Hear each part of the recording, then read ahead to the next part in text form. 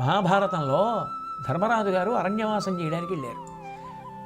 ఎన్నో కష్టాలు పడుతున్నాడు తమ్ముళ్లతోటి, భార్య ద్రౌపదీదేవితోటి. ద్వైతవనంలో ఉన్నారు ఆయన. ఉండి ఒక సరోవరం దగ్గర ఆయన యజ్ఞం చేస్తున్నాడు, యజ్ఞ దీక్షలో ఉన్నాడు. అది తెలుసుకున్నాడు దుర్యోధనుడు. వాళ్ళు సత్యానికి ధర్మానికి కట్టుబడ్డవారు. ఆ ధర్మరాజు గారు తమ్ముళ్ళు ద్రౌపదీదేవి ఎన్ని కష్టాలకైనా వచ్చి ధార్మికంగా బ్రతుకుతూ ఋషులను పోషిస్తూ మంచి మాటలు వింటూ యజ్ఞం చేస్తున్నారు. వాళ్ళ జోలి ఈయనకి ఎందుకు? వాళ్ళందరూ వీళ్ళని చూసి బాధపడిపోవాలని.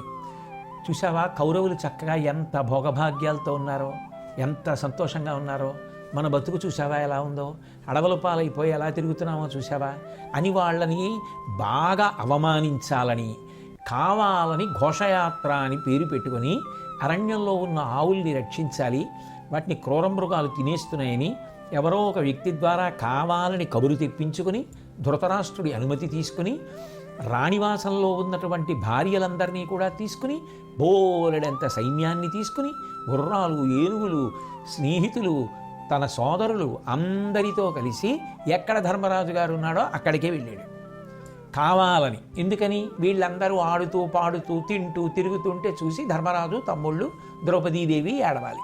అందుకు వాళ్ళని అవమానించడం కోసం వెళ్ళాడు. వెళ్ళి ఏదో హాయిగా తిరుగుతున్నాడు, ఆడుతున్నాడు, పాడుతున్నాడు, గడుపుతున్నాడు. యజ్ఞం చేసుకుంటున్నాడు కదా ధర్మరాజు గారు. సరోవరానికి ఉతలగట్టున చేస్తున్నాడు. ఆయనకి కనపడేటట్టుగా ఎదురుగుండా డేరాలు వేద్దాం, అక్కడ మన ఆటలు పాటలు అన్నీ చేద్దాం. ఇక్కడ యజ్ఞం చేసుకుంటున్నవాడు మనని చూసి వాళ్ళు చూడు ఎంత హాయిగా ఉన్నారు, ఎన్ని నగలు పెట్టుకున్నారు, ఎంత పటాటోపం, ఎంత సైన్యం, ఎన్ని వాహనాలు, మనం చూడు ఎలా అయిపోయామో అని కుమిలిపోవాలి ధర్మరాజు. అందుకని అక్కడ వేయండి డేరాలు అన్నాడు. ఇప్పుడు ఇవన్నీ పట్టుకెళ్ళి అక్కడ వేస్తున్నాడు. వేస్తుంటే చిత్రసేనుడు అని ఆ గంధర్వుని యొక్క భటులు కొంతమంది వచ్చి, ఈ ప్రాంతంలో మా రాజు చిత్రసేనుడు వచ్చి వినోదంగా గడుపుతూ ఉంటాడు, ఇక్కడ ఎవ్వరూ డేరాలు వేయకూడదు, వెయ్యొద్దన్నారు. అంటే దుర్యోధనుడికి ఎంత పొగరో దుర్యోధనుడు భటులకు అంతే పొగరం. చిత్రసేనుడా ఇంకొకట మేము లెక్క పెట్టాం, మేము ఇక్కడే డేరాలు వేస్తాం, మా ప్రభువు వేయమన్నాడు అన్నారు. వాళ్ళు వినకుండా వీళ్ళతో కలియబడ్డారు. యుద్ధం ప్రారంభమైంది. కొన్ని లక్షల మంది గంధర్వులు వచ్చేసారు. ఆ యుద్ధంలో దుశ్శాసనుడు, కర్ణుడు మొదలైన వాళ్ళందరూ కూడా ఓడిపోయి చెల్లాచెదరైపోయారు. ఆ చిత్రసేనుడు యుద్ధానికి వచ్చి దుర్యోధనుణ్ణి కింద పడేసి రెక్కలు వెనక్కి పెట్టి కాళ్ళు చేతులు కట్టేసి దుర్యోధనుడి భార్యల్ని, ఆయన సోదరుల భార్యల్ని అందరినీ బంధించేసి రథాల్లో పట్టుకుని స్వర్గలోకానికి తీసుకుపోతున్నాడు.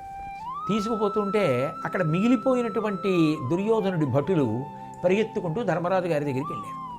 వెళ్ళి ధర్మరాజు గారి పాదాలు పట్టుకుని, అయ్యా మీరు తప్ప మమ్మల్ని కాపాడేవాళ్ళు లేరు, బుద్ధి గడ్డి తిని ఆ దుర్యోధనుడు మిమ్మల్ని బాధ పెట్టాలని వచ్చాడు, మీకు అపకారం చెయ్యాలని వచ్చాడు.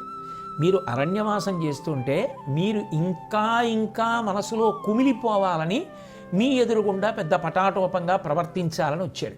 కాగలగార్యం గంధర్వులు చేశారంటారు కదా, అట్లా చిత్రసేనుడు మొదలైన గంధర్వులు వచ్చి ఆ దుర్యోధనుణ్ణి ఓడించి పెడరెక్కలు విరిచి కట్టి బంధించి స్త్రీలతో సహా బంధించి పట్టుకుపోతున్నారు. మీరు తప్ప దిక్కులేదు, మీరే కాపాడాలన్నారు. అంటే ధర్మరాజు గారు మరి యజ్ఞం చేస్తున్నాడు కదా, లేచి వెళ్ళకూడదు. అందుకని ఆయన భీముడి వంక చూశాడు. భీముడు అన్నాడు, జరగవలసిన శాస్తి జరిగింది. ఆ దుర్యోధనుడు మనని అవమానించడానికి వచ్చాడు అడవికి, లేకపోతే వాడికి ఏం పని ఇక్కడ? కాబట్టి మనం చెయ్యవలసిన పని ఏదో గంధర్వులు చేసేశారు, మనం నిశ్శబ్దంగా ఊరుకుందాం. వాళ్ళు తీసుకెళ్ళి బంధీకృతుడిని చేసేస్తారు, ఆ స్వర్గలోకంలో ఎక్కడో బంధనంలో పెడతారు, అప్పుడు వాడికి బుద్ధి వస్తుంది. కాబట్టి అలా వదిలేయి, మనం ఎందుకు, మనం జోక్యం చేసుకోవద్దు అన్నయ్య అన్నాడు. అంటే ధర్మరాజు గారు అన్నారు, బలం కలిగినటువంటి వాడి దగ్గరికి ఒక బలహీనుడు వచ్చి రక్షించమని అడిగితే సామాన్య బలం ఉన్నవాడు కూడా ప్రయత్నించాలి.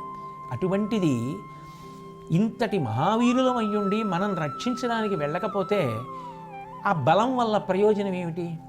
2, ఉపకారం చేసిన వాడికి ఉపకారం చేయడం గొప్ప కాదు, అపకారం చేయడానికి వచ్చిన దుర్యోధనుడికి కూడా మనం తిరిగి ఉపకారం చెయ్యగలిగితే అది గొప్ప. ఆ భటులు వచ్చి శరణాగతి చేశారు, రక్షించమని అడుగుతున్నారు. అప్పుడు రక్షించడానికి వెళ్ళకపోతే అప్పుడు వాళ్ళకి మనకి ఏమిటి తేడా? నేను యజ్ఞంలో ఉన్నాను, నేను లేవకూడదు, అందుకని భీమసేన నిన్ను అడుగుతున్నాను, వెళ్ళి రక్షించు. పైగా మనం సోదరులం, బయట వాళ్ళు వచ్చినప్పుడు అన్నదమ్ములందరం ఒకటిగా ఉండాలి. కాబట్టి వెళ్ళి వెంటనే దుర్యోధనుడిని రక్షించమన్నాడు.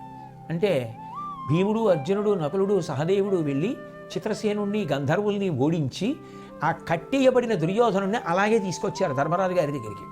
ధర్మరాజు గారు ఏం చేయాలి? నీకు బుద్ధి ఉందా లేదా? మేము అరణ్యవాసం చేస్తుంటే మమ్మల్ని చూసి గేలి చేయడానికి వచ్చావా? చూసావా ఇప్పుడు నిన్ను ఎవరు విడిపించారో అని అవమానం చేసి మాట్లాడాలి. ఆయన ఎంతో అనునయంతో, ఎంతో ప్రేమతో మాట్లాడి ఆ కట్లు విప్పించి, నాయనా ఇటువంటి సాహసాలు ఎప్పుడు చెయ్యకు, క్షేమంగా ఉండు, పోయిరా అని బంధనాలు విడిపించి తిరిగి పంపించేశాడు దుర్యోధనుడిని. అందుకు కదూ ధర్మరాజు గొప్పవాడయ్యాడు. అందుకు కదూ ధర్మరాజు గారి పేరు పెట్టుకుంటారు. ఉపకారం చేసిన వాడికి ఉపకారం చేయడం పెద్ద గొప్ప విషయం ఏం కాదు. వాడు మనకు అపకారం చేస్తున్నాడు, అపకారం చేశాడు అని తెలిసి కూడా అవసరం వచ్చినప్పుడు వాడికి ఉపకారం చేయడానికి ఎవడు సిద్ధపడతాడో వాడు నిజమైన సమర్థుడు. ఆయన జీవితంలో పండినవాడు, ఆయన ఆదర్శంగా తీసుకోబడవలసినటువంటి వ్యక్తి. మిగిలిన వాళ్ళ కథలు ఎవరు చెప్పుకోరు.